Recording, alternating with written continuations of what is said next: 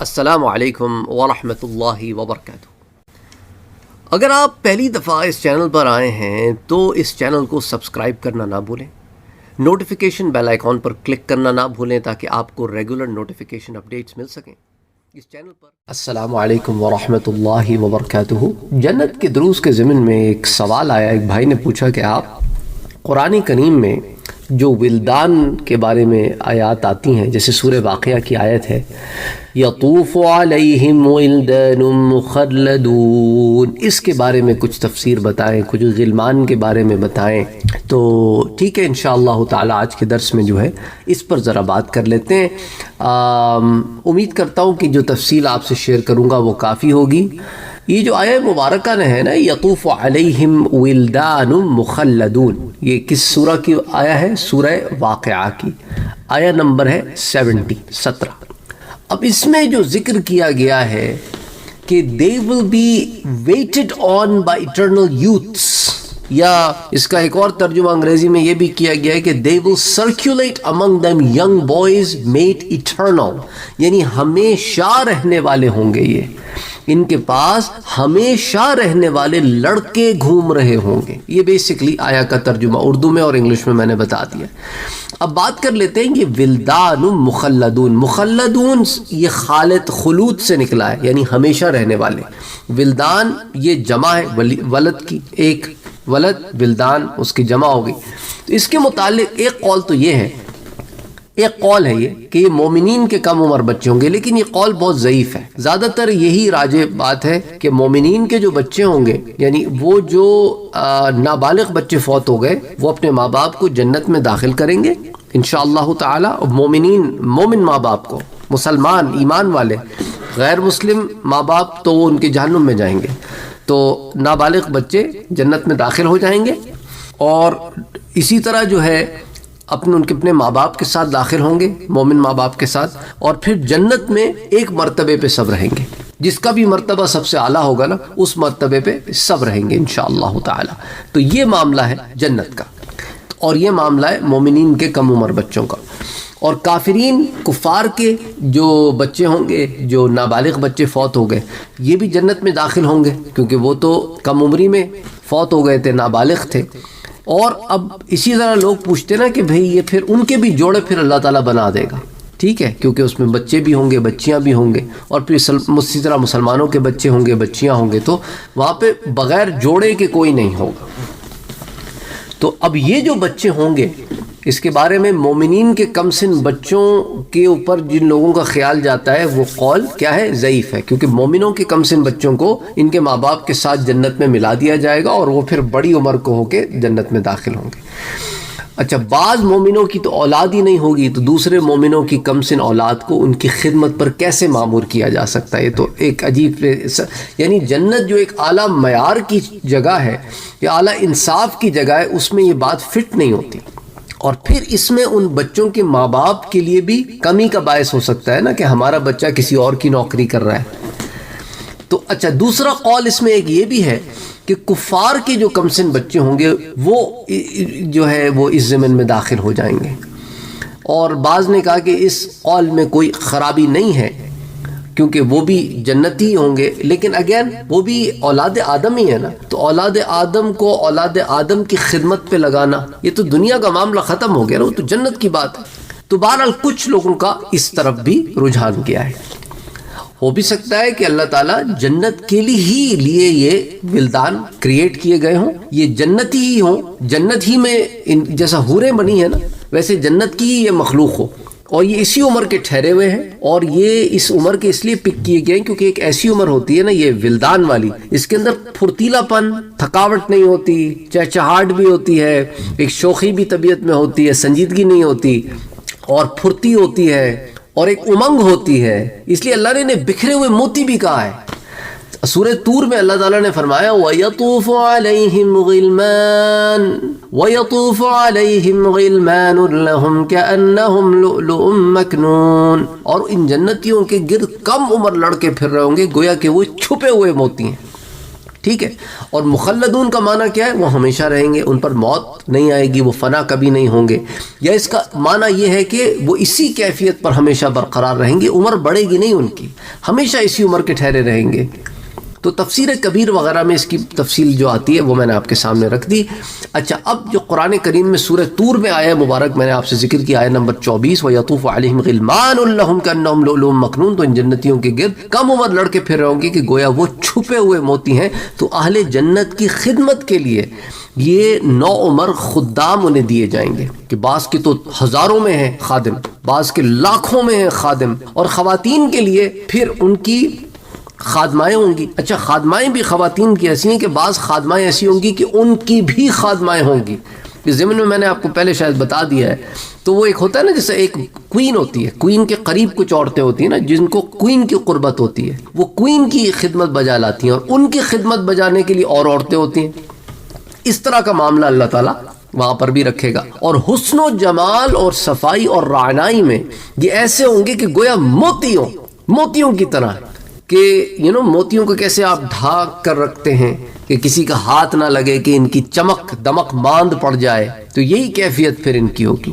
اچھا، حضرت اکرمہ نے کہا کہ ان لڑکوں کو اللہ نے ولادت کے معروف طریقے کے بغیر جنت میں ایک عمر پر پیدا کیا ہے، یہ جنت میں گھومتے رہتے ہیں. تو الجامع للاحکام القرآن میں یہ تفصیلات آتی ہیں.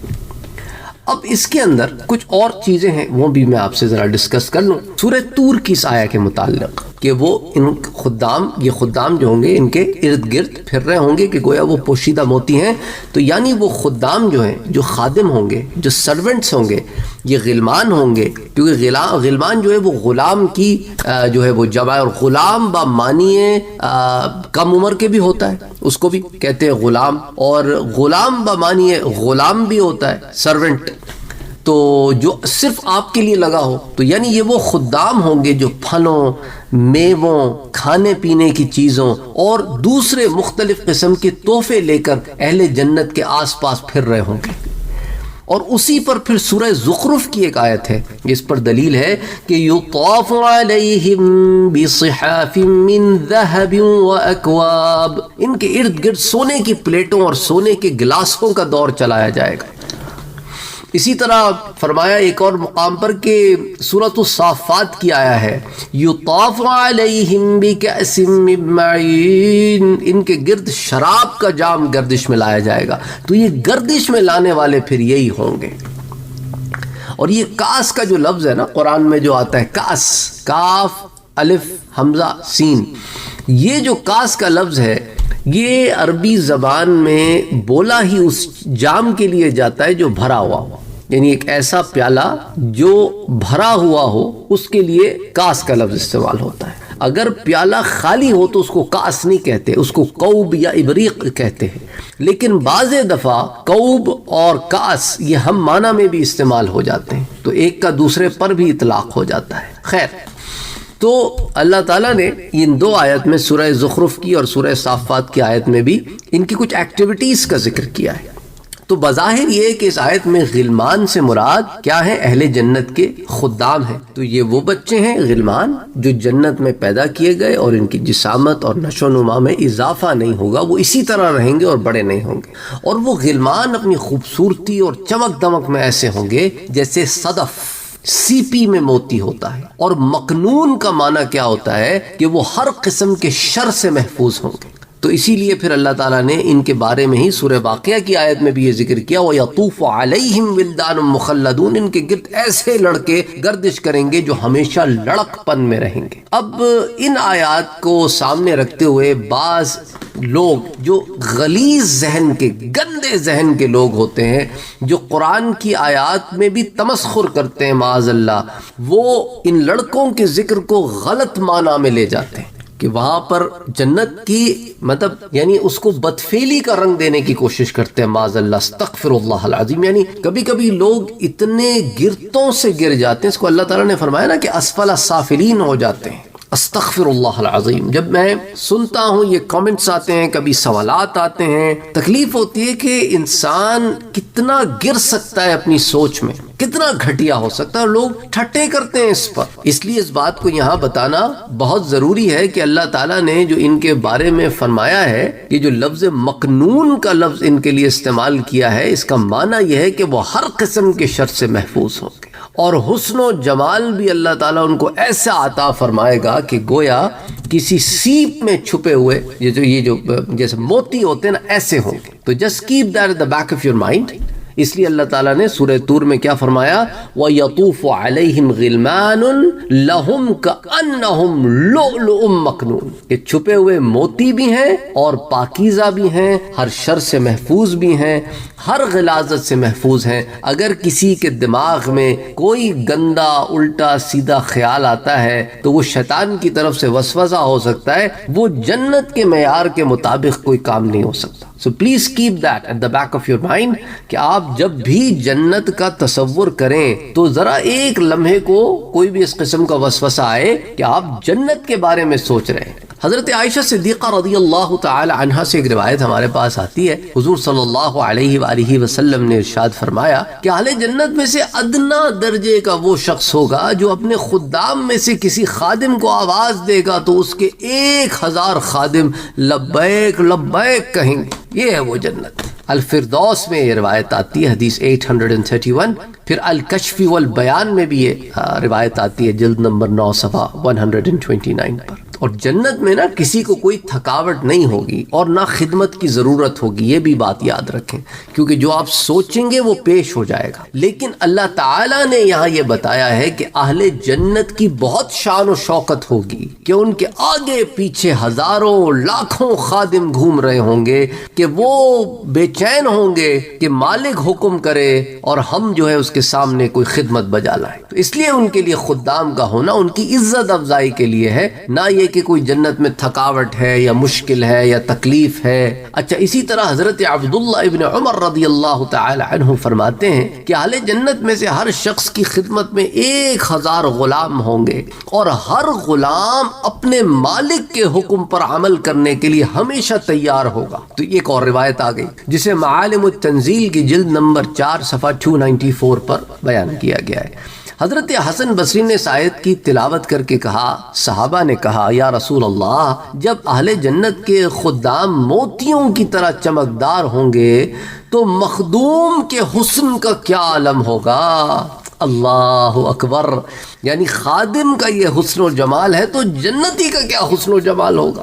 اب صحابہ کا آپ دیکھیں نا، ان کا تھاٹ پروسیس دیکھیں آپ، سبحان اللہ. حضرت قتادہ بیان کرتے ہیں، اچھا یہ قول بھی حضرت حسن بصری کا جو معالم التنزیل میں آتا ہے اور پھر جلد نمبر 4 صفحہ 294 پر، اور اسی طرح حضرت قتادہ کا بھی یہ قول اسی پیج پر آتا ہے. وہ کہتے ہیں کہ ہم میں سے ایک شخص نے کہا یا نبی اللہ، یہ خادم کا حال ہے تو مخدوم کی کیا شان ہو. یعنی حضرت قتادہ نے بھی ایک صحابی کا ایک قول یوں بیان فرمایا، وہاں نام نہیں تھا، اور حضرت حسن بصری نے بھی صحابہ کا ذکر کیا پر نام نہیں تھا. تو بہرحال کہنے کا مقصد یہ ہے کہ یہ وہ کیفیتیں ہیں، یہ وہ نعمتیں ہیں جو اللہ تعالیٰ نے جنتیوں کے لیے تیار کی ہیں. اور جنتی کون لوگ ہیں؟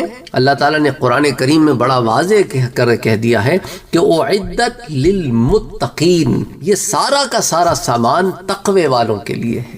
جنت تو میں نے سب کے لیے بنائی ہے، جنت تو اللہ نے ہر بشر کے لیے، ہر اولاد آدم کے لیے بنائی ہے، لیکن ملے گی صرف اسے جو اس ٹیسٹ میں پاس ہوگا، جس کے لیے ہم یہاں اور آپ اور میں یہاں دنیا میں بیٹھے ہیں. جو پاس ہو گیا اسے مل جائے گی.